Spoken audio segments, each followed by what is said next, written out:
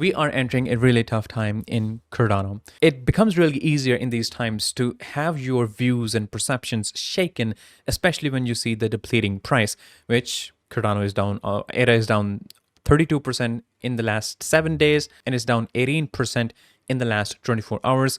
And there's a whole drama happening around Twitter that we are going to discuss in this video. Now, usually I don't talk about these things. I usually focus more on the important things, not about what debate is happening on Cardano, what Charles is saying, how people are attacking him.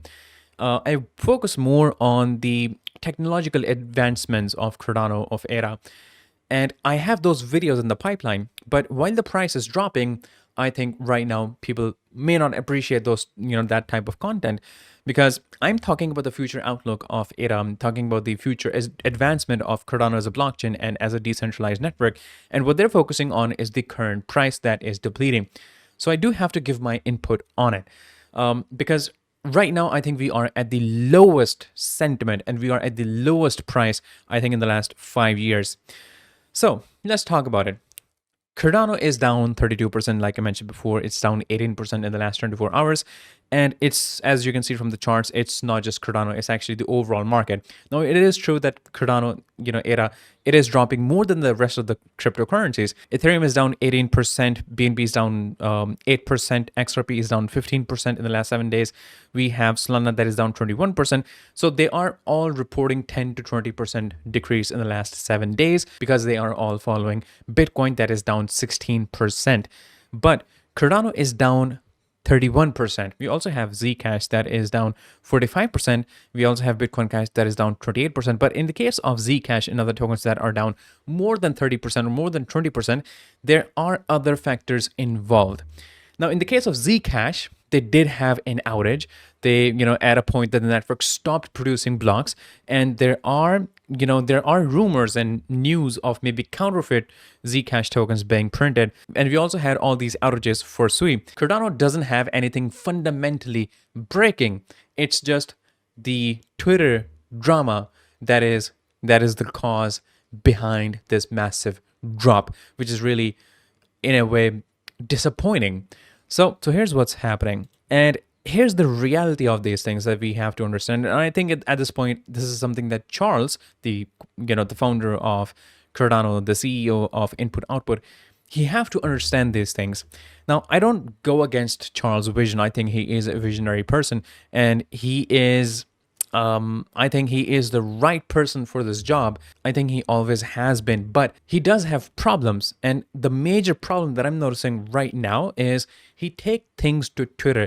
He drops his level down to to those people that are bashing him, that are, in a way, that are rage baiting him, and he actually falls for those rage baits, which is actually what they want.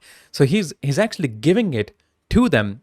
He doesn't have to respond to these people who are making posts about it on Twitter. I mean, he is a famous personality. Of course, there will be people that will go against him. This isn't something new. He has been going through it for years now. But Charles has this problem of dropping down to that level and engaging in these one-on-one duels with the person that nobody even knows. But the problem is people know Charles, and they take his words out of context just to clickbait, just to get more attention. And here's a reality of it. And here's a very quick example. At one point, Charles said that running Cardano is a huge privilege. But man, this job is killing me lately because it's really pressuring. This job isn't easy. So that is the full context. He says working for Cardano is a privilege, but this job is difficult. There's a lot of pressure involved. And he said this job is killing, which is a normal phrase that we all say. And the news outlets and all these Twitter profiles, they will start posting, Charles says Cardano is killing him. Is this the end of Cardano? Is he about to quit? These are the sort of news that you are going to see after this. And that is what's actually happening here. They take his words out of context, and Charles has this habit of making videos and doing live streams, and these are not scripted. He's not using a prompt. He's saying things, on the go, and it becomes really easy to take words out of context and post them on Twitter to get more attention, to get more engagement, and that is not working out for Cardano at the moment. So we have all these news that there's going to be a wave of failures in the ADA ecosystem, says Hoskinson. So they're pointing out the waves of failures, where Charles said that we are in a difficult time, in the overall market, not in Cardano, in the overall market, because the altcoin prices, they're dropping, the TVLs are dropping, the on-chain activity and the number of transactions, they are dropping, which of course directly affects a chain's revenue. It affects the sentiment, and it becomes really difficult for dApps to survive this difficult time. So he said that in a general context, we had the NFT marketplace JPG store that closed down, that is closing down, and recently Tap Tools, which is the leading on-chain analytics tools and platforms, they have decided to shut down. Which, if you take a look at their reasons, of course, the pricing and the overall on-chain low on-chain activity that we talked about, of course, and that has a huge impact on it. But the reason that they highlighted is they had these two co-founders, their CDO and CEO, that left the platform. It was their backend developer that stepped into the CDO position, but now that CDO is also moving on. So it becomes really difficult because they don't have the technical expertise to be able to run this platform at this scale.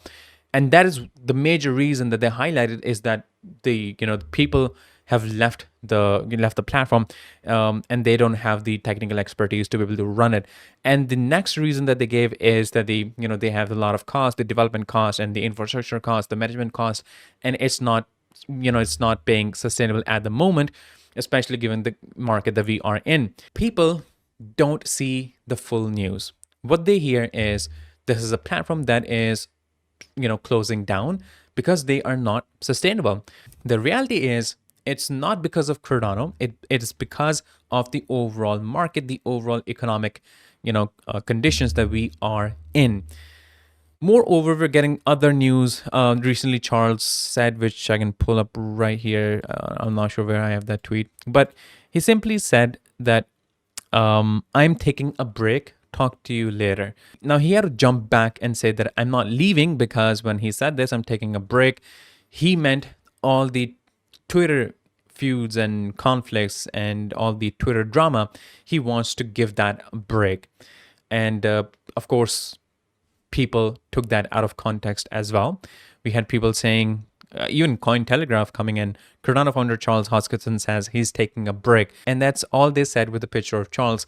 No context involved, no reason why he's leaving. And people don't jump into these things. They don't check the details. What they're saying is the founder of Cardano is leaving. And that's all they're getting from this news, which of course has a huge impact on the sentiment around Cardano, which already is at its lowest. And in this tweet, this person is saying Charles is considering the nuclear option, burn down Cardano and launch a new chain, proof of burn. Again, if you take a look at the, if you listen to the entire video, not even just this 31 seconds, if you take a look at, if you hear the entire video, you actually understand the complete context about these things, about the governance drama, about the governance issues that we are having. And once you understand, you actually realize that we don't actually have a problem. We don't have anything fundamentally breaking, like the network stalling or having outages or having exploits or hacks. We don't have any of that. The only problem that we have is Cardano governance is too perfect. We have a privilege that other chains don't have, and that is causing a problem, because other chains, if we talk about Ripple, if we talk about Ethereum, when they have to make a decision, when they have to go forward with, let's say, having their own summit, having their own events, do they ask their community? Do their community have the right to vote on whether Ethereum uses millions of dollars to fund those summits? They don't have that privilege. They don't ask. They just take decisions, and the community is happy with that. What we have is a true governance, where the community have the right, have the privilege to vote on whether this summit happens, whether this event happens or not, and whether the funds from the treasury are released or not. This is a true governance, and it's a privilege. But the problem is, this is slowing down the process of innovation, because at a time when the price of ADA is low, which not just ADA, every altcoin's price is low, D-Reps becomes more inclined on rejecting proposals. We had this amazing proposal from Input Output for Pogon, which I have no idea how was it rejected. It shouldn't have been rejected.